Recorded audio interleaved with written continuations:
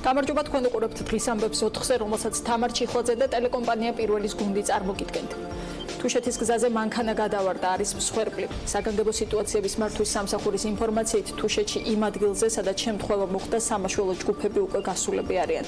უწყების პრეს-სამსახურში აცხადებენ, რომ მათთვის უცნობია, რამდენი ადამიანი და რომელი ქვეყნის მოქალაქეები იმყოფებოდნენ ავტომობილში.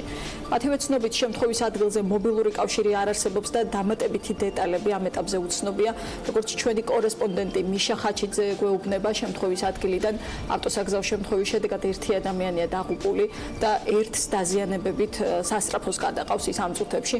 ინციდენტი მოხდა თუშეთის გზაზე, ეგრეთ წოდებული აბანოს ხიდთან, დაახლოებით 18 კილომეტრზე და ავტომობილი, რომლითაც ორი მამაკაცი მგზავრობდა, წინასწარი ინფორმაციით ხრამში გადაიჩეხა.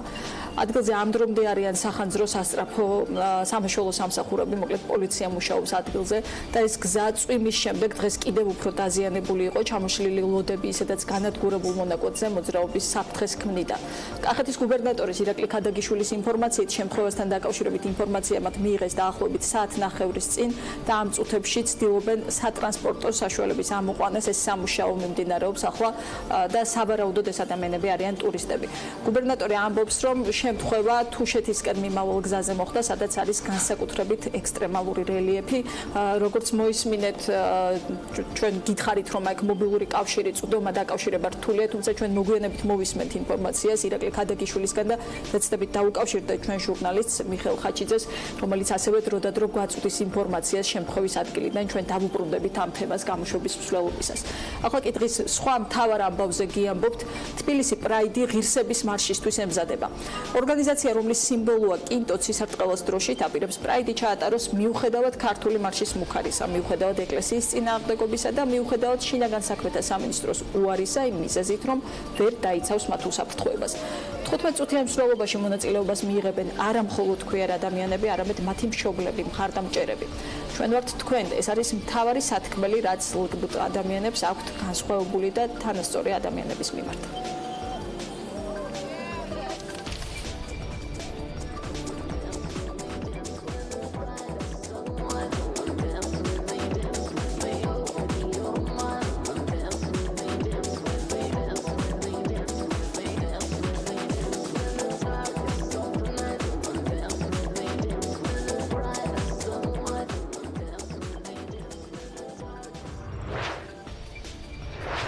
ეს იყო კლიპის ნაწყვეტი თავად პრაიდის მიერ შექმნილი კლიპიდან.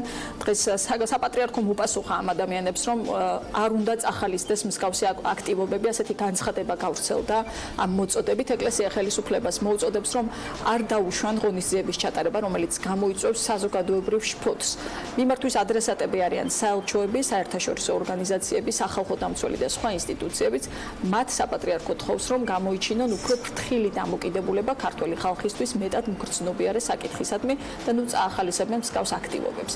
აქვს თუ არა საპატრიარქოს უფლებას თხოვოს სახელმწიფოს კონსტიტუციით დაცული თავისუფლების გამოხატვის უფლების შეზღუდვა და აქვს თუ არა უფლება უთხრას, რომელი საერო აქცია ამისთვის მისაღები და რომელი არა. ეს კითხვები დაისვა დღეს სოციალურ ქსელებში განცხადების გამოქვეყნებისთანავე. რამდენიმე ამონარიდი განცხადებიდან სამწუხაროდ ლგბტ გარკვეული ჯგუფები და მათი მხარდამჭერები უცხო ქვეყნებს ისე აწვდიან ინფორმაციას, თითქოს საქართველოში ისინი დიდად შევიწროებულები და დევნილები არიან და ამ მოტივით სერიოზულ დაფინანსებას იღებენ. მათ სურთ თავიანთი აქტივობა ისე წარმოაჩინონ, როგორც დისკრიმინაციის წინააღმდეგ ბრძოლა. სინამდვილეში კი ისინი ეწევიან თავისი ცხოვრების წესის პოპულარიზაციას და პროპაგანდას და მისი ოფიციალურად დაკანონება აქვთ განზრახული. ეს არის ნაწყვეტი საპატრიარქოს განცხადებიდან, რომლის წინააღმდეგ არის ციფრები და სტატისტიკა, რომ ამ ადამიანების წინააღმდეგ სიძულვით მოტივირებული დანაშაულის რიცხვი საქართველოში არის საკმაოდ მაღალი. 18-დან 23 ივნისის პერიოდში თბილისში პირველად ეწყობა პრაიდის კვირეული და დაგეგმილ ღონისძიებებს შორის არის საჯარო მსვლელობა, ასევე ღირსების მარში. გარეთ გამოსვლა და საკუთარი სათქმელის ხმამაღლა თქმა პრაიდის ორგანიზატორებისთვის არის პრინციპული საკითხი და შინაგან საქმეთა სამინისტროს შეთავაზების მიუხედავად, რომ საჯარო მსვლელობის ნაცვლად ლგბტ თემის წევრებმა დახურულ სივრცეში მოიყანონ თავი, ეს გეგმები არ შეიცვლება. ვინაიღებს პასუხისმგებლობას პრაიდის უსაფრთხოდ ჩატარებაზე, ეს ჯერ უცნობია, თუმცა ამ საკითხზე დღეს დიპლომატები ხვდებიან გიორგი გახარიას და როგორც ვიცით, საელჩოს წარმომადგენლები მოუწოდებენ შინაგან საქმეთა სამინისტროს, რომ უზრუნველყოს პრაიდის უსაფრთხო პირობებში ჩატარება. აკრედიტებული დიპკორპუსის ნაწილმა უკვე ღიად დააფიქსირა პრაიდის მხარდაჭერა და ისაუბრა, რამდენად მნიშვნელოვანია ამ ღონისძიების უსაფრთხოდ ჩატარება. ჩვენ შეგვიძლია მოვისმინოთ კომენტარი. ბევრს ვერ ვისაუბრებ პრაიდის ორგანიზატორებთან გამართულ შეხვედრაზე, მაგრამ ვიტყვი, რომ დარწმუნებული ვარ, ყველა ელჩისთვის და დამკვირვებლისთვის მნიშვნელოვანია, რომ დემონსტრაციამ 7 ვითარებაში ჩაიაროს, როგორც საქართველოს კონსტიტუციით არის გარანტირებული. ყველა შეხვედრა თავის მხრივ ძალიან მნიშვნელოვანია.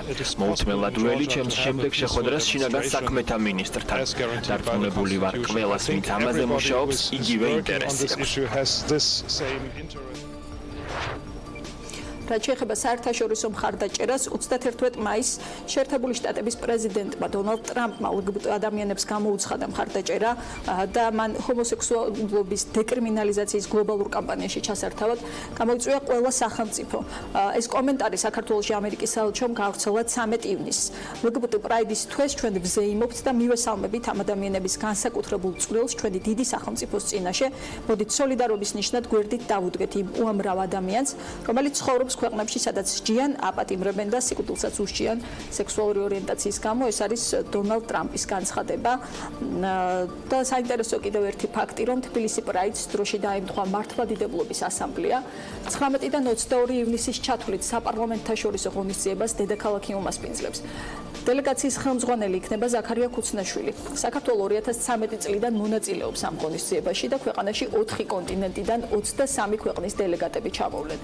ქუცნაშვილის კომენტარში, რომელიც მან რადიო თავისუფლებას მისცა, ნათქვამია, რომ ეს არის მესამე დიდი ფორუმი ნატოს და ეუთოს საპარლამენტთაშორისო ასამბლეების შემდეგ. დელეგატების განთავსების და მგზავრობის ხარჯებს თავად საერთაშორისო ორგანიზაცია აფინანსებს, თუმცა საქართველოს უნდა გაიღოს მასპინძლობის ხარჯები და ეს თანხა არის 300,000 ლარი. დელეგაციის წევრები არიან ზაქარია ქუცნაშვილი, დიმიტრი ხუნდაძე, ენზელა მაჭავარიანი, ადამ მარშიანია, ზვიად ძიციგური და ასამბლეის პრეზიდენტია სერგეი გავრილოვი, რუსეთის დუმის დეპუტატი კომუნისტური პარტიიდან. სხვათა შორის ის ერთხელ უკვე იყო საქართველოში და დიდი სკანდალი მოყვა მაშინ მის ჩამოსვლას. ექს-პრეზიდენტი მიხეილ სააკაშვილი აცხადებდა, რომ გავრილოვი იბრძოდა რუსების მხარ აფხაზეთში და ასევე დნესტრისპირეთში. მოკლედ ორი საინტერესო მოვლენა ემთხვევა ერთმანეთს და ეს კვირეულიც თბილისი პრაიდის მსგავსად პირველად ტარდება. ვიდრე დავიწყებთ ამ თემაზე საუბარს სტუმართან ერთად, მე კიდევ ერთხელ შეგახსენებთ ამბავს, რომელიც მოხდა თუშეთში. ჩვენ ველოდებით ჩვენი კორესპონდენტის, BMG-ის კორესპონდენტის, BMG ჟურნალისტის მიხეილ ხაჩიძის ჩართვას, როგორც მეუბნებიან, ის უკვე ხაზზეა თუშეთიდან, სადაც გზაზე გადავარდა მანქანა. მიშა, გისმენთ, რა ინფორმაცია არის შენთვის ცნობილი? ვიცი, რომ რთულია კავშირი, არ შეგაწყვეტინებ, მოგვიყევი რა ხდება ადგილზე. დიახ, თამუნა ავტოსაგზაო შემთხვევა თუშეთის გზაზე მსხვერპლით დასრულდა. ინციდენტი ზუსტად მოხდა 18 კილომეტრზე, ეგრეთ წოდებული აბანოს ხიდებთან. დაღუპულია, როგორც ჩვენთვისაც ცნობილი, თუში მამაკაცი, 31 წლის მამაკაცი, ხოლო მისი თანამგზავრი დაშავებული, რომელიც სასწრაფო დახმარების ბრიგადამ უკვე დაიყვანა საავადმყოფოში. ინციდენტის გამომწვევი მიზეზი ზუსტად უცნობია, თუმცა დღეს მთელი დღის განმავლობაში აქ იყო ძლიერი წვიმა, რის შედეგადაც გზები საგრძნობლად არის კიდევ უფრო, ესე ვთქვათ, შელახული და დაზიანებული. რაც შეეხება მანქანას, ავტომობილი ხრამში გადაიჭეხა, მოცურდა და ხრამში გადაიჭეხა ადგილზე, შემთხვევის ადგილზე ამ დრომდე რჩებიან სამაშველო ბრიგადის თანამშრომლები. ეს არის ინფორმაცია, რომელიც ამ წუთას შემიძლია გითხრათ ინციდენტის ადგილიდან. თამუნა მიშა, ადგილზე ამ წუთებში მანქანა უკვე ამოიყვანეს თუ არა ადგილიდან? არიან თუ არა ადგილობრივი ხელისუფლების წარმომადგენლები? მანქანა ამ დრომდე ხრამშია ჩარჩენილი, სამაშველო ბრიგადები ადგილზე იმყოფებიან, მობილიზებულები არიან, თუმცა მანქანის ამოყვანის ოპერაცია არ დაწყებულა ჯერჯერობით. როგორც მე გავესაუბრე მაშველებს, რატო ჭიანურდებოდა ოპერაცია, მათ თქვეს, რომ არ ქონდათ ეგრეთ წოდებული ტროსები, არ ქონდათ და სხვა ბრიგადებს ამის ადგილზე ამოტანას ახდენდნენ, ესე ვთქვათ, სხვა ბრიგადები და მათი ინციდენტის ადგილზე ამოტანის შემდეგ უკვე დაიწყება მანქანის ხრამიდან ამოტანის პროცესი. გასაგებია მიშა, დიდი მადლობა ინფორმაციისთვის. თუშეთიდან BMG-ის კორესპონდენტი მიხელ ხაჩიძე გვიამბობდა ადგილზე დეტალებს თუ რა ხდება და ჩვენ უფრო დეტალურ ინფორმაციას ახლა მოვისმენთ ასევე ირაკლი ქადაგიშვილისგან, კახეთის გუბერნატორი გვერდება ხაზია. ბატონო ირაკლი, მოგესალმებით. რამდენიმე წუთში ჩვენ დაუბრუნდებით ამ თემას და დაუკავშირდებით ირაკლი ქადაგიშვილს, როგორც მოისმინეთ, მსხვერპლია თუშეთის საგზაო გზაზე. მოგესალმებით ბატონო ირაკლი, თუ გესმით ჩემი. დიახ, მესმის. ბატონო ირაკლი, როგორია ვითარება ამ დროისთვის, რა შეგიძლიათ გითხრათ დაღუპულების შესახებ, მსხვერპლის ზუსტად რამდენია, ვინ არიან ეს ადამიანები? მოგახსენებთ, რომ საგანგებო სიტუაციების სამსახური და პოლიცია და მაშველები არიან იქ ადგილზე. მალე გასულდება სამაშველო ოპერაცია და გვეცოდინება გაზუსტებული ინფორმაცია. მანამდე მე თავშევი კანონების მერი განცხადების გაკეთებიართან ამე თუ მაინც ჩვენ ადამიანების გვერდთან გვაქვს საქმე. მე ვფიქრობ, რომ თვითონ იმედოვნებ, რომ არ არის დიდი რაოდენობით არაფერი და მაინც საბოლოო ჯამში უნდა დაველოდოთ საგანგებოების მიერ გავრცელებულ ოფიციალურ განცხადებას, სადაც მომხდართან დაკავშირებით ამომწურავი ინფორმაცია იქნება. ბატონო ირაკლი, თუ გაქვთ ინფორმაცია მიზეზი რა გახდა მომხდარის და რა შეიძლებოდა მომხდარი იყო შემთხვევის ადგილზე, აქ ითქვა, რომ ცუდი ამინდი გზა შეიძლებოდა არ ყოფილიყო წესრიგში და ისედაც ვიცით, რომ აქ არის ექსტრემალური რელიეფი. ეს უნდა ვიცოდეთ, რომ თუშეთის გზა ეს არის ექსტრემალური გზა, სადაც მოძრაობა მუდმივად არის გარკვეულ საფრთხესთან დაკავშირებული.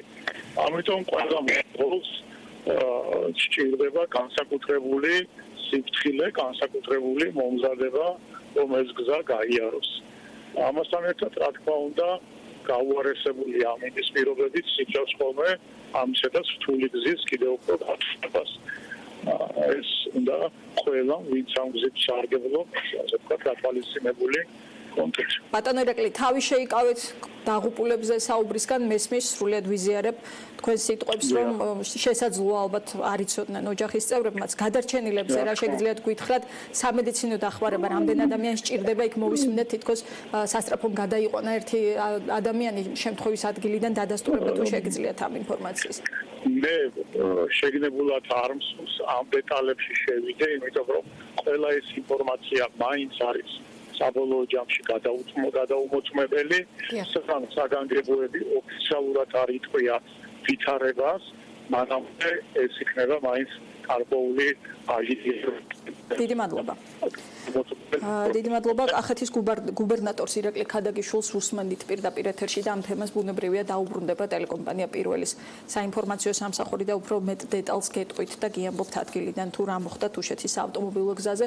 უბრუნდებით დღის ამბების მთავარ თემას, თბილისი პრაიდს, რომლის სამზადისიც უკვე დაწყებულია და ამ თემაზე საუბარს ვიწყებთ სტუმართან ერთად. გიორგი თაბაგარი, თბილისი პრაიდის ერთ-ერთი ორგანიზატორი, გვერდდება პირდაპირ ეთერში. მოგესალმებით გიორგი, მადლობა ჩართვისთვის. პირველ რიგში კიდევ ერთხელ მინდა მოვისმინო თქვენი გადაწყვეტილების შესახებ. ძალიან ბევრი საფრთხე ჩანს ირგვლივ. მაშინ როცა ვთქვათ ისმის ღია მოწოდება საპატრიარქოს მხრიდან, ქართული მარშის მხრიდან და გარანტიებს ვერ გაძლევთ შინაგან საქმეთა სამინისტრო. თქვენი სათქმელი რა თქმა უნდა ღირს იმად რომ ამ საფრთხეები გადაალახოთ, თუმცა ალბათ რთულია ადამიანებს მოთხოვო ამის გამბედაობა. გადაწყვეტილება უცვლელია, თქვენ მაინც აპირებთ პრაიდის ჩატარებას. ძალიან ბევრ საკითხს შეეხეთ. პირველ რიგში მადლობა მოწვევისთვის. ბევრ საკითხს შეეხეთ ერთდროულად. თუმცა ეს ფაქტორებია, რამაც შეიძლება ხელი შეუშალოს თქვენ მიზანს, რომ უბრალოდ საჯაროდ თქვათ თქვენი სათქმელი და საჯაროდ ისაუბროთ ამ პრობლემებზე. დიახ. ჩვენ პრაიდის დაანონსების დღიდან ჩვენ გვაქვს წარმოდგენა ამ სახელმწიფოზე, რომ ჩვენ ცხოვრობთ სეკულარულ დემოკრატიულ სახელმწიფოში, სადაც ჩვენი უფლებები გარანტირებული და დაცულია საქართველოს კონსტიტუციის თანახმად. შეკრების და მანიფესტაციის უფლება არის ერთ-ერთი ის უფლება, რომელიც ყველა საქართველოს მოქალაქეს აქვს, განურჩევლად სხვადასხვა განმასხვავებელი ნიშნებისა და ლგბტ ადამიანები არ არიან გამორჩეული ამ კუთხით. ჩვენ ვითხოვთ ჩვენი კონსტიტუციით მონიჭებული უფლებებით სარგებლობას და ჩვენ მხოლოდ ხელისუფლებას ამ შემთხვევაში ჩვენი ადრესატი მხოლოდ ხელისუფლება შეიძლება იყოს, იმიტომ რომ ისინი არიან მთავარი გარანტი ამ ქვეყანაში ადამიანის უფლებების და თავისუფლებების და ჩვენ ამ შემთხვევაში ვთხოვთ საქართველოს პრემიერ-მინისტრს, მინისტრთა კაბინეტს, საქართველოს საკანონმდებლო ორგანოს, რომ მათ გააკეთონ განცხადებები იმ ყველაფერზე, რაც დღეს იქნა გაცხადებული საპატრიარქოს მხრიდან. ჩვენ ვცხოვრობთ ქვეყანაში, სადაც 2013 წელი მოხდა, რომელიც იყო უდავოდ ერთ-ერთი ყველაზე სამარცხვინო ლაქა საქართველოს უახლეს ისტორიაში, როცა ჩვენი თანამოქალაქეები მოსაკლავად მისდევდნენ რამდენიმე ასეულ ქუჩაში გამომცვლელ ადამიანს და დღეს საქართველოს საპატრიარქო ზუსტად იგივე მოწოდებებით გამოდის პირდაპირ აქეზებს ადამიანებს ძალადობისკენ და ეს ყველაფერი არ ემსახურება სხვას არაფერს თუ არა შუღლის გაღვივებას და სიძულვილის დათესვას საზოგადოებაში. ჩვენ არ ვითხოვთ არაფერს განსაკუთრებულს, აქ არ არის საუბარი პრივილეგიებზე, საუბარი არის მხოლოდ ჩვენთვის კონსტიტუციით მონიჭებულ უფლებაზე, რომელთაც ჩვენ გვინდა ვისარგებლოთ.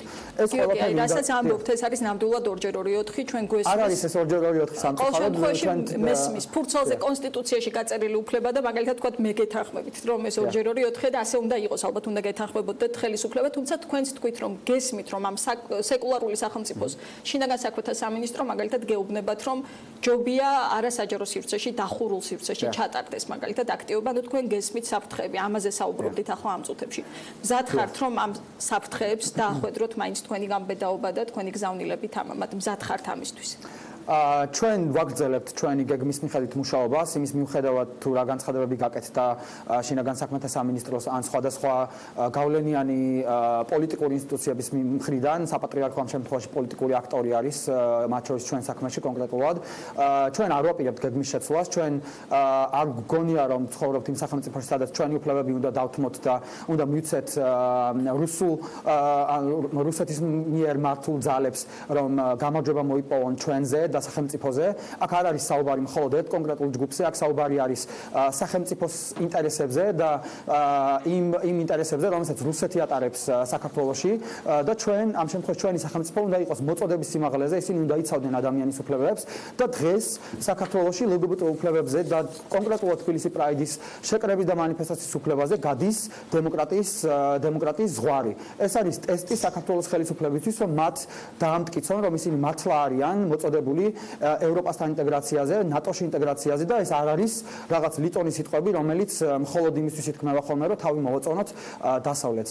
ეს არის ცალსახად ნაბიჯი არის გადასადგმელი ხელისუფლების მხრიდან, კონკრეტული განცხადებები უნდა იქნას გაკეთებული, მათ შორის საპატრიარქოსთან დაკავშირებით, რომლებიც ღიად მოუწოდებენ მოქალაქეებს, რომ იძალადონ ჩვენზე და ეს ყველაფერი უნდა იქნას ძალიან სწრაფად და ძალიან ეფექტურად გაკეთებული იმისთვის, რომ თავიდან ავირიდოთ ის სიცხვილი, რომელიც ქვეყანამ 2013 წელს გამოიარა. აი თქვენ თქვით, რომ ეს არის დემოკრატიის ტესტი და ამ ტესტის ჩაბარებაში როგორც ჩანს ხელისუფლებას დაეხმარება დიპლომატიური კორპუსიც დღეს იგეგმება გიორგი კახარიასთან ელჩების შეხვედრა. თქვენც ხომ არ გქონიათ მათთან საუბარი ამ შეხვედრაზე, თქვენი პრაიდის წევრებიც ალბათ იქნებიან. ჩვენ არ ვიქნებით ამ შეხვედრაზე, ჩვენ უბრალოდ ვაწვდით ინფორმაციას იმ მოვლენების განვითარების შესახებ, რაც ხდება თბილისი პრაიდთან დაკავშირებით და ჩვენ გვაქვს მოლოდინი და იმედი იმის, რომ ხელისუფლება გაიაზრებს იმ რისკებს, რომლის წინაშეც დგას. ჩვენ ვაპირებთ ქუჩაში გამოსვლას, ჩვენ არ ვაპირებთ სივრცეების დათმობას. ჩვენ გვინდა რომ ვიყოთ თავისუფალი და თანასწორი მოქალაქეები ამ ქვეყნის და სახელმწიფომ უნდა გაიაზროს ის, რომ ჩვენი გადამალვა არ არის გამოსავალი ამ სიტუაციაში. ეს ჯგუფები, რომლებიც ჩვენ გვემუქრებიან კონკრეტულად რუსული ინტერესების გამტარებელი ჯგუფები, როგორც არის ქართული მარში, მომოკ და სხვა დაჯგუფებები და მათ შორის ძალიან სამწუხაროა საპატრიარქოს იზიარებს ხშირად მათ პოზიციას. ამ ადამიანების მიმართ სახელმწიფომ უნდა გაუშვეს ძალიან კონკრეტული გზავნილი, რომ სახელმწიფოში ცხოვრობენ ადამიანები, რომლებიც არ არის აუცილებელი, რომ ყველა საყოველთაო სიყვარულით სარგებლობდეს, მაგრამ ჩვენ გვჭირდება ის საბაზისო უფლებები, რომელიც საყოველთაო უფლებებით სარგებლობენ. დიახ, ჩვენ არ ვითხოვთ საპატრიარქოსგან სიყვარულს, ჩვენ არ ვითხოვთ ვინმე ჯგუფისგან კონკრეტულად გარკვეულ დამოკიდებულებების შეცვლა, საუბარია იმაზე, რომ ჩვენი განსხვავებების მიუხედავად ჩვენ უნდა შევძლოთ და მშვიდობიანად ვიცხოვროთ ამ ქვეყანაში, ისე რომ არ იღღვეოდეს ერთი ჯგუფის უფლებები. გიორგი, აი აქ ახსენე, რომ წამგებიანია თქვენი გადამალვა, რაღაც მსგავსი ციტატა იყო და ყველაზე ხშირად ფრაზა, როცა თქვა LGBT თემის ადამიანებზე, queer ადამიანებზე ვსაუბრობთ, არის რომ აი სახლში რაც უნდათ ის აკეთონ, ესეთი ჰომოფობიური ფრაზა ისმის ხოლმე. ლოკაციაზე თუ ფიქრობთ, ამის კითხვა მინდა, სად შეიძლება რომ ჩატარდეს ეს მსვლელობა, თქვენ თქვით რომ ეს იქნება 15 წუთიანი მსვლელობა, არ იქნება კარნავალის ელემენტები, რადგან როგორც ხვდებით თქვენც ერიდებით, რომ გარკვეული გაღიზიანების მიზეზი იყო, თქვათ მეორე ჩვენი გადაწყვეტილებები პირველი დღიდან დაანონსების იყო მაქსიმალურად აგვერიდებინა თავიდან პროვოკაცია, მხოლოდ მათი გაგებით ჩვენ ავთვლით რომ ქუჩაში გამოსვლა რაიმე ფორმით შეიძლება პროვოკაციული იყოს, თუმცა ვაცნობიერებთ რაიმ რეალობას, სადაც გვიწევს ცხოვრება, ჩვენ მივიღეთ კონკრეტული გადაწყვეტილებები, მაგალითად ის რომ 17 მაისს წელს არაფერი არ გამართულა ამ ქვეყანაში და საპატრიარქოს მიეცა შესაძლებლობა რომ ის მითვისებული ოჯახის სიწმინდის დღე აღენიშნა, ამასთან ერთად ის კონკრეტული აქციების მდებარეობები, სადაც რუსთაველის გამზირი იქნებოდა ეს თუ კანცელარია, ამ ლოკაციებზე ჩვენ ცალსახად განვაცხადეთ, რომ ჩვენ არ ვაპირებთ წელს ამ ლოკაციებზე გასვლას, ყველაფერი გავაკეთეთ იმისთვის, მათ შორის ცადეთ საპატრიარქოსთანაც დიალოგი, ჩვენ არაერთი მცდელობა გქონდა იმის, რომ პირდაპირ დიალოგში შევსულიყავით საპატრიარქოს წარმომადგენლებთან, პირველად ჩვენი ბოლო 6-7 წლის განმავლობაში, თუმცა ჩვენ ვერ მივიღეთ მათი მხრიდან საპასუხო ნაბიჯი, ჩვენ არ გამოგვეხმაურა არავინ საპატრიარქოდან, იმის მიუხედავად, რომ დიპლომატიური კორპუსი ცდილობდა მათთან ჩვენი შეხვედრის ორგანიზებას, ჩვენ მათი მხრიდან იყო სრული დუმილი, რაც კიდევ ერთხელ მიანიშნებს იმაზე, თუ ვის ინტერესებს ატარებენ ეს ჯგუფები, რა კონკრეტული ინტერესები აქვთ მათ დღეს სახელმწიფოსთან დაკავშირებით და ასევე აღარ ვისაუბრებ იმ თუმცა ალბათ არც გქონდათ მოლოდინი, რომ საპატრიარქოსთან გამოვიდოდა ეს დიალოგი სიმართლე გითხრათ, გქონდა მოლოდინი, ჩვენවත් ადამიანები რატომ არ შეიძლება მათი რიტორიკიდან გამომდინარე მხოლოდ და მხოლოდ ჩვენ გქონდა მოლოდინი რომ მათთან შევძლებდით საუბარს, პირისპირ გქონდა კიდეც სხვადასხვა სიტუაციაში ამ ყველაფერზე საუბარი. საპატრიარქოში არიან ადამიანები, რომლებთაც აქვთ კონკრეტული პოლიტიკური ინტერესები და მათთან ეს არაერთხელ დავინახეთ ჩვენ არჩევნების დროს, თუნდაც უკანასკნელი არჩევნები რომ გავიხსენოთ, როცა ხელისუფლება ცდილობდა მეორე ტურში სხვადასხვა საკითხებზე საპატრიარქოსთან გარიგებას, ასე ვთქვათ. ეს საკითხი შეიძლება იყოს პოლიტიკური საკითხი, რომელზეც თქვენ რელიგიის სახელით კი პირისპირდებიან ისინი და არა პოლიტიკის. თავისებურად ახმული რელიგიის სახით. რელიგია პოლიტიკისგან გამიჯნული არ არის და ვერ იქნება, ეს არის პოლიტიკური სივრცის ნაწილი. საპატრიარქო არის პოლიტიკური მოთამაშე, რომელსაც აქვს თავისი პოლიტიკური ინტერესები და ეს არაერთხელ ვნახეთ ჩვენ, იმიტომ რომ არაერთ რეფორმაზე, რომელიც შეთავაზებული იყო, მათ ანტიდისკრიმინაციული რეფორმიდან დაწყებული, ქორწინების თანასწორობით დამთავრებული, ყველა რეფორმაზე საპატრიარქო არის ის მოთამაშე, რომელიც როგორც წესი ბლოკავს ხოლმე ამ რეფორმებს, ამიტომ მისი განხილვა განყენებულად უშუალოდ პოლიტიკური ველისგან ეს არ იქნებოდა სწორი და ეს იქნებოდა თავის მოტყუება უბრალოდ. ამ მოთამაშეს უწევს ანგარის შინაგან საქმეთა სამინისტროს შემთხვევაში. ჩვენ ეს არაერთხელ ვნახეთ. არიან თქვათ რადიკალური ჯგუფებიც იქ ქართული დიახ, რა თქმა უნდა, ჩვენ გვესმის, ჩვენ პატივს ვცემთ იმ დამსახურებებს, რომელიც ჰქონდა საპატრიარქოს და ზოგადად მართლმადიდებლურ ეკლესიას საქართველოს ისტორიის განმავლობაში, თუმცა ჩვენ ვთვლით, რომ დღეს იმ მოცემულობაში, როცა ქვეყანას აქვს გაცხადებული კურსი, რომ გვინდა რომ ვიყოთ დემოკრატიული სახელმწიფო, სადაც ადამიანის უფლებები არის დაცული, გვინდა რომ ვიყოთ ევროკავშირის წევრი, გვინდა რომ ვიყოთ ნატოს წევრი, ამ სახელმწიფოში უმცირესობის უფლებები არ შეიძლება იღებოდეს იმ დოზით, რა დოზითაც ეს მოხდა, ამ დოზით დაირღვა 2013 წელს. ეს ყველაფერი ამოვარდნილია უბრალოდ საერთო ნარატივისგან, რასაც ევროპასთან ინტეგრაცია ჰქვია და ჩვენ გვაქვს არჩევანი გასაკეთებელი, გვინდა ვიყოთ რუსეთი, გვინდა ვიყოთ აზერბაიჯანი თუ გვინდა ვიყოთ დასავლეთის განვითარებული სახელმწიფო. ძალიან მარტივი არჩევანის წინაშე დგას სახელმწიფო, მათ უნდა გადადგან ეს კონკრეტული ნაბიჯი და აქვე დავამატებ, რომ დღეს ჩვენ იმ ყოველად სამარცხინო განცხადების შემდეგ, რომელიც პირდაპირ მოუწოდებს მოქალაქეებს ძალადობისკენ, ჩვენ 7 საათზე სახელმწიფოს კანცელარიასთან ვმართავთ აქციას და მოუწოდებთ ჩვენ თანამოქალაქეებს, ეს არ არის მხოლოდ ლგბტ ადამიანების აქცია, ეს არის მოქალაქეების აქცია, რომლებსაც აწუხებთ ამ ქვეყანაში პოლიტიკური პროცესები, აწუხებთ ის მოვლენების განვითარების ის სცენარი, რომელშიც ჩვენ გვიწევს ახლა ცხოვრება.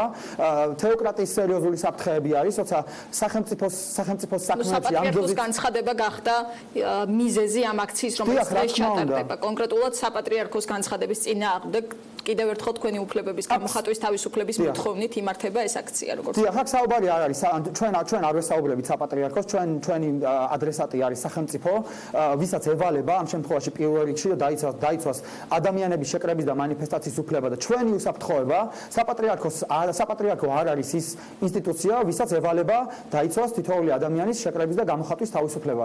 ეს არის სახელმწიფოს ვალდებულება, ჩვენ ველით მამუკა ბახტაძისგან, ბიძინა ივანიშვილისგან, პარლამენტს საქართველოს პარლამენტისგან, რომელსაც ევალება უშუალოდ რომ მონიტორინგი გაუწიოს იმ პროცესებს, რომელიც ხდება აღმასრულებელ ორგანოსთან დაკავშირებით და ჩვენ სრული მდგომარეობა გქონდა და უფრო მეტიც სამარცხვინო განცხადებები იქნა გაკეთებული კონკრეტული პარლამენტარების მხრიდან ამ საკითხთან დაკავშირებით და ჩვენ გვაქვს მოლოდინი რომ ჩვენ არ დავიშლებით მანამ სანამ ეს ადამიანები არ გამოვლენ და არ გააკეთებენ ძალიან ექსპლიციტურ განცხადებებს რომ ჩვენ ვიცავთ ამ ადამიანების შეკრების და მანიფესტაციის უფლებას და გაუგზავნიან ძალიან კონკრეტულ გზავნილს საპატრიარქოს რომ ყველაფერი უნდა დასრულდეს მშვიდობიანად ჩვენ არ გვინდა პროვოკაცია ამ ქვეყანაში ჩვენ არ გვინდა რომ ადამიანები ერთმანეთს მისდევდნენ მოსაკლავად ჩვენ ვართ მშვიდობიანი მოქალაქეები ეს ყველაფერი გვინდა რომ გავაგებინოთ ჩვენ თანამოქალაქეებს და ასევე იმ ადამიანებს რომლებიც გეგმავენ რომ კონკრეტული პროვოკაციები მოაწყონ და თავს დაგვესხან გიორგი შინაგან საქმეთა სამინისტროსთან მოლაპარაკების რესურსი ამოწურეთ აი ამ დიალოგით დასრულდა ყველაფერი როცა გითხრეს რომ დახურულ სივრცეში გადაიტანოთ პროტესტი თუ შესაძლებელია რომ დიალოგი გაგრძელდეს ჩვენ გქონდა გარკვეული ჩავარდნა მოლაპარაკებების პროცესში, თუმცა ამ ეტაპზე მოლაპარაკებებს ანუ ველოდებით რომ ისე უნდა განახლდეს, იმიტომ რომ ჩვენ არ ვაპირებთ უკან დახევას, ჩვენ არ ვაპირებთ გადამალვას, ჩვენ ვიქნებით ძალიან საჯარო და ასეთიც ვიყავით კიდეს ბოლო 4 თვის განმავლობაში და არ ვაპირებთ რომ ეს პროცესი რაიმე მიზეზის გამო უკუაგდოთ და ჩვენ ველოდებით რომ აღდგება მოლაპარაკებების პროცესი, იმიტომ რომ უსაფრთხოების დეტალები არის გასავლელი, ადამიანების სიცოცხლეზე ვსაუბრობ და აქ არ არის საუბარი მხოლოდ ლგბტ ადამიანებზე, ჩვენ იქ გამოვლენ ჩვენი ოჯახის წევრები. ძალიან საინტერესო ვინ იქნებიან იქ ადგილზე მოვისმინეთ რომ მშობლები მათ შორის. დიახ, ძალიან ბევრი ადამიანი იქნება, მშობლები, მეგობრები, ნათესავები, ოჯახები, თავის შვილებით და ქალები, ბავშვი, ყველანი ვიქნებით. ეს არ არის საკითხი, რომელიც მხოლოდ ლგბტ ადამიანებს ეხებათ. ადამიანის უფლებები არის უნივერსალური ცნება, რომელიც ყველა ადამიანისთვის უნდა იყოს საერთო. ჩვენ ველით რომ იქ ძალიან ბევრი ადამიანი იქნება, ჩვენ გვერდით, როგორც დღეს 7 საათზე.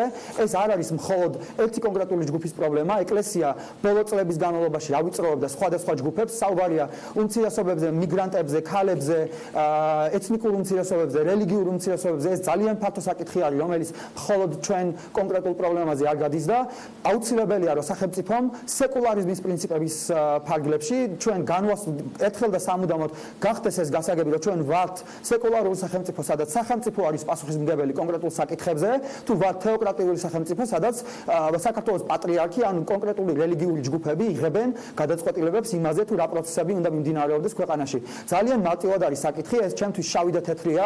სახელმწიფომ უნდა განაცხადოს კონკრეტულად, რომ ეს საკითხი არის მათი პრეროგატივა და უნდა გაუგზავნოს ძალიან კონკრეტული ცალსახაგზავნილი ეკლესიას, რომ ძალადობა და აგრესია უნდა მორჩეს ამ ქვეყანაში. დიდი მადლობა. მადლობა გიორგი თაბაგარს, პროექტის ორგანიზატორს, როგორც მოისმინეთ მისგან, საპატრიარქოს დღევანდელ განცხადებას მოყვება კონკრეტული პასუხი და ეს იქნება აქცია კანცელარიის წინ, რადგან ფიქრობენ queer ადამიანები რომ პრაიდის ორგანიზატორები რომ პროტესტის ადრესატი არის ამ შემთხვევაში არა საპატრიარქო არამედ ხელისუფლება რომელსაც ევალება დაიცვას ამ ადამიანების უფლებები და შექმნას თანასწორი გარემო ყველასთვის მათ შორის თანასწორი გარემო პროტესტისთვის პრობლემებზე სასაუბროდ და ჩვენ კვლავ ვუბრუნდებით თემას რომლითაც დავიწყეთ გამოშვება ეს არის თუშეთში ავტოავარია და შემთხვევის ადგილიდან პირველ ფოტოებს ვიღებთ ამ წუთებში თქვენ ხედავთ დინარეში ხრამში გადავარდნილ მანქანას და ადგილზე სასწრაფო დახმარების მანქანას, ასევე ჩვენ BMG ჟურნალისტისგან მიშა ხაჩიძისგან მოვისმინეთ ინფორმაცია, რომ ერთ ადამიანს დასჭირდა სამედიცინო დახმარება, თუმცა კახეთის გუბერნატორმა გითხრა, რომ ნაადრევია მაინც საუბარი კონკრეტულ დეტალებზე, რადგან სამაშველო სამსახურს არ დაუდასტურებია ინფორმაცია ჯერჯერობით არც მსხვერპლის, არც გადარჩენილების შესახებ. ეს არის პირველი ფოტოები შემთხვევის ადგილიდან, როგორც ხედავთ. ჩვენს ეთერში ახლა რეკლამის დროა, პირდაპირ ეთერში კი დავბრუნდებით ძალიან საინტერესო თემით. სალომე ზურაბიშვილმა ღირსების ორდენი მიანიჭა, ეგრეთ წოდებული კაბელების საქმის მთავარ პროკურორს ლევან სამუშია იქნება ჩვენი სტუმარი. დაგველოდეთ.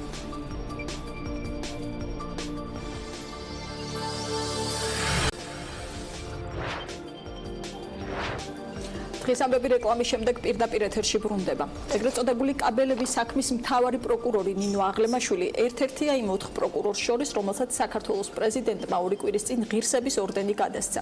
ნინო აღლემაშვილი სალომე ზურაბიშვილმა დამოუკიდებელი ქართული სახელმწიფოს აღმშენებლობის, კანონიერების და მართლწესრიგის გამტკიცების საქმეში შეტანილი განსაკუთრებული წვლილისთვის 30 მაისს პროკურორების დღეს დააჯილდოვა.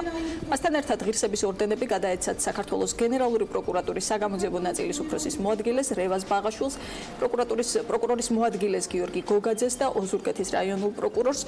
საინტერესოა, რომ დაჯილდოებულებს შორის არის ბათუმელი პროკურორი ფრიდონ ქარცივაძე, რომელიც ასევე დაჯილდოვდა ღირსების ორდენით და მის კარიერაში თუ გადავხედავთ მის საქმეებს არის 2011 წელს ეგრეთ წოდებული ბათუმის მაისის მოვლენების საქმე, როცა ის იყო სახელმწიფო ბრალმდებელი და მაშინ პროკურორი ბათუმში დაკავებულ პირებს ცოტნე ანანიძეს, ხვიჩა გამარჯობაძეს, დიმიტრი ჭეიშვილს და სხვებს ტელევიზიის ხელში ჩაგდებას და პოლიციელებისთვის წინააღმდეგობის გაწევას ედავებოდა და ეს გასამართლებული პირები ქართული ოცნების პირობებში 2013 წელს პარლამენტმა აღიარა პოლიტიკურ პატიმრებად და ისინი ციხიდან გამოუშვა და ამ პოლიტიკური პატიმრებიდან რამდენიმე დღეს არის ხელისუფლებაში, მოკლედ საკმაოდ წინააღმდეგობრივი გადაწყვეტილება პრეზიდენტის გუნდთან მიმართებაში და იქ ადგილობრივი პოლიტიკოსები ითხოვენ გარკვევას ამ თემის. კვლავ დაუბრუნდეთ კაბელების საქმეს, ვებგვერდებზე სხვათა შორის კონკრეტულად არ არის მითითებული, რა დამსახურებისთვის მიიღო აღლემაშვილმა ეს ღირსების ორდენი და პრეზიდენტის ადმინისტრაციასაც განმარტება ამ თემაზე კონკრეტული ჯერ არ გაუკეთებია. კაბელების საქმის ისტორია კი იწყება 2014 წლის 28 ოქტომბერს. ამჟამინდელი თავდაცვის მინისტრის ირაკლი ალასანიას საზღვარგარეთ ყოფნისას სამართალდამცველებმა სახელმწიფოს კუთვნილი 4 მილიონზე მეტი თანხის გაფლანგვისთვის მისი უწყების 5 თანამშრომელი დააკავეს. დაკავებულები 2017 წელს შეიწყალა პრეზიდენტმა გიორგი მარგველაშვილმა და შეწყალებამდე ერთი დღით ადრე 26 იანვარს სააპელაციო სასამართლომ კაბელების საქმეზე მუხლი გადააკვალიფიცირა. იქ ჩაიწერა, რომ ეს იყო სამსახურებრივი უფლებამოსილების ბოროტად გამოყენება. მაშინ საქმის პროკურორი ნინო აღლემაშვილი, რომელიც 2 კვირის წინ დააჯილდოვა პრეზიდენტმა ღირსების ორდენით, ამბობდა, რომ ბრალდების მხარე არ ეთანხმებოდა სასამართლოს გადაწყვეტილებას და უზენაეს სასამართლოში გასაჩივრებას აპირებდა. ამ დროისთვის კაბელების საქმე არის სტრასბურგში და მიდის მხარეებს შორის კომუნიკაციის ეტაპი. რა ტიპის გზავნილია პრეზიდენტის მხრიდან პროკურორების, საეჭვო რეპუტაციის პროკურორების დაჯილდოება და რა შეიძლება და მომხდარიყო რეალურად ამ თემაზე საუბარს განვაგრძობთ თავისუფალი დემოკრატების წევრთან ლევან სამუშიასთან, რომელიც ადვოკატი იყო ამ საქმის და უფრო მეტ დეტალს გვეტყვის. მოგესალმებით ლევან, მადლობა ჩართვისთვის. პირველ რიგში მინდა ვისაუბროთ თავად პროკურორზე. მაყურებლისთვის შეიძლება ბევრს არაფერს არ ამბობდეს, თქვაც ახალი და გვარი ნინო აღლემაშვილი რა წინააღმდეგობაა პრეზიდენტის გადაწყვეტილებასა და ნინო აღლემაშვილის გადაწყვეტილებებს შორის მის პროფესიულ რეპუტაციას შორის.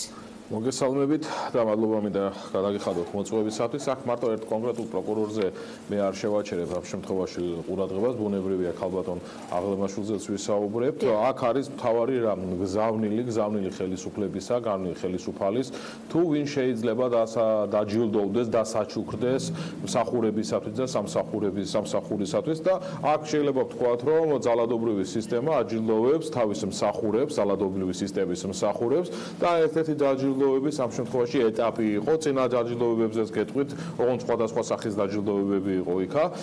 პირველ რიგში უნდა აღვნიშნოთ, რომ როდესაც თქვენ სწორად აღნიშნეთ, პირველი თვალშისაცემი ეს არის და მინდა მაყურებელს უთხრა ესეთი რამ, რომ როდესაც პოლიტპატიმრად აღიარებ ადამიანებს და ადამიანთა ჯგუფს, ანუ გამოდის, რომ პროკურორი და ბრალმდებელი ამ შემთხვევაში და პროკურორი, რომელიც ამ საქმეს წარუძღვებოდა, ხომ ეს იყო აი ამ საქმის მკერავი პირდაპირ შეიძლება ითქვას და ამ საქმეს აყალბებდა. სხვა აქ არაფერი არ არის, რაც თვითონ ქართულმა ოცნებამ და პარლამენტმა ეს აღიარა და თავისი ამ შემთხვევაში გადაწყვეტილებით, დადგენილებით გამოაქვეყნა, რომ ადამიანები იყვნენ პოლიტპატიმრები. ესე იგი, რა გამოდის ადამიანები ერთხმად მიღებული დადგენილება.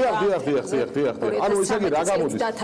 ესე იგი, რა გამოდის? ახლა უყურეთ, ადამიანმა კონკრეტული პირთა ჯგუფი აქცია პოლიტპატიმრებად, უკანონოდ დევნიდა, პოლიტიკური მოტივი დევნიდა, პოლიტიკური ბრალი შეუთითხნა ამ შემთხვევაში და პოლიტიკურად გაასამართლა, ამ შემთხვევაში უსამართლობას ჰქონდა ადგილი და უსამართლობას ჩადიოდა ეს ადამიანი და რა გამოდის, რომ ეს ადამიანი დღეს არის დაჯილდოვებული ღირსების ორდენით, ამ შემთხვევაში და სასაცილოა მოტივი, ხო, კანონიერებასა და მართ წესრიგის გამტკიცებაში შეტანილი ღვაწლისათვის დააჯილდოვეს ესეთი ადამიანი, ანუ პოლიტიკური პატიმრების შემქმნელი ღირსების ორდენით.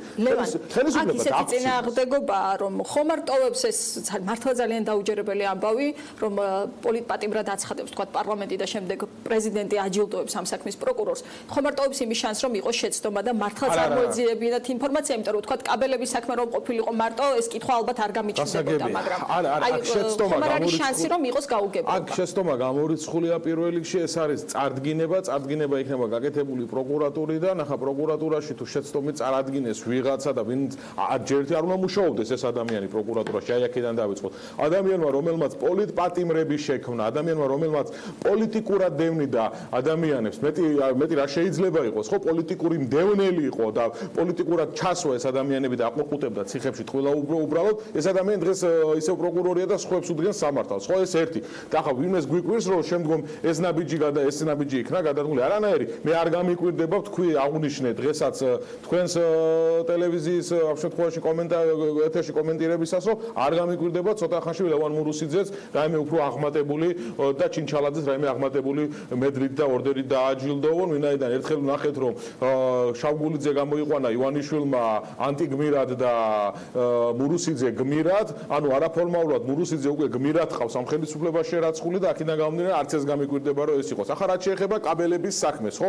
აი ამის გაგრძელება. რომ ამოვწუროთ, თქვა ჩვენ გვჩვევია პრეზიდენტის ადმინისტრაციის მხრიდან გვახსოვს, თქვა ფაქტის შემდეგ უარყოფა რაღაც გაუგებრობებთან ხშირად ასოცირდება ხოლმე ნამდვილად, როცა მათ გადაწყვეტილებებს ეხება ხოლმე საქმე და შეიძლება იყოს, რომ ან საკმარისი ინფორმაცია ვერ მოაგროვეს, ან მართლა რაღაც ტიპის გაუგებრობა მოხდა, სრულიად გამორიცხულია ეს თქვენ. თუ ამას იტყვიან, რომ საკმარისი ინფორმაცია ვერ მოაგროვეს და თუ იმას იტყვიან, რომ ამ შემთხვევაში ხელისუფლებამ, პროკურატურამ ვინ წარადგინა და წარდგინება გააკეთა იმ ორგანომ, ვინ წარდგინება გაუკეთა პრეზიდენტს, შეცდომაში იყვნენ შეყვანილი, ეს ორმაგი გაუგებრობა ჭყალებში გაუგებრობა იქნება და უფრო სამართლიანი იქნება, მაგრამ ეს არის მათი სტილი.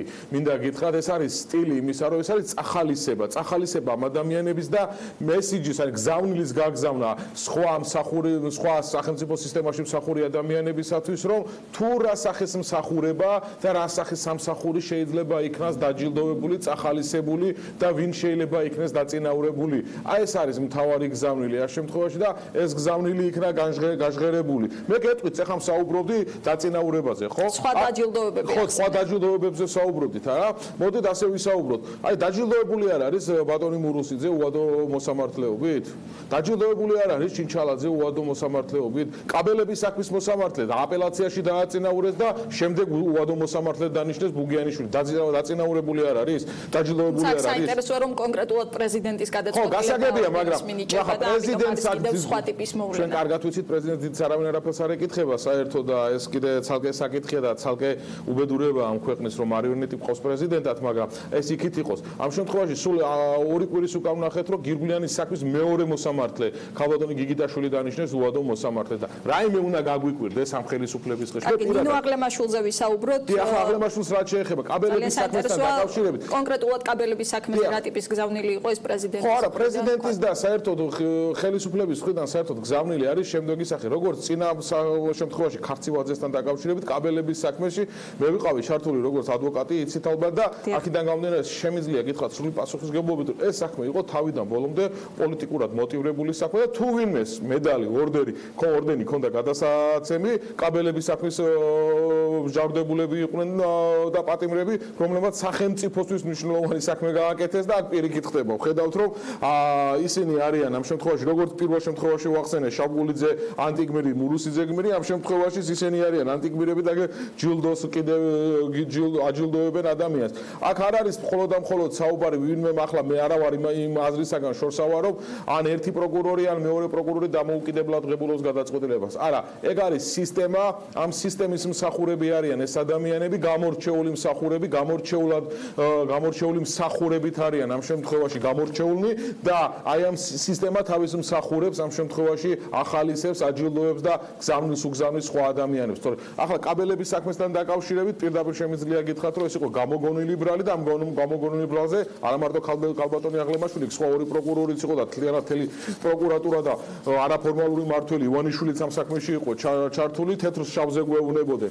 მე როდესაც საქმის მასალებს არ ვიცნობდი ჩვენ ადვოკატები, ივანიშვილის საიდუმლო საქმის მასალებს ეს დანაშაული შემცველი არის, პირდაპირ ეთერში გვიყვებოდა. შემდეგ პარლამენტის თავმჯდომარემ ქალბატონ ინგა გრიგოლიას ეთერში პირდაპირ განაცხადა, რომ თურმე პოლიტიკური თანამდებობის პირი იყო და საქმეს გაესმო. არა აქვს მნიშვნელობა, იყო გრიფით საიდუმლო თუ არ იყო გრიფით საიდუმლო ვინ მიცა უფლება საქმის მასალების გასა. აი ასეთ უსამართლო ქვეყანაში ვცხოვრობთ, ესეთი უსამართლობა და ეს არ არის დავასრულებ, ეს არ არის მხოლოდ კლანზე ვლაპარაკობთ სასამართლოში.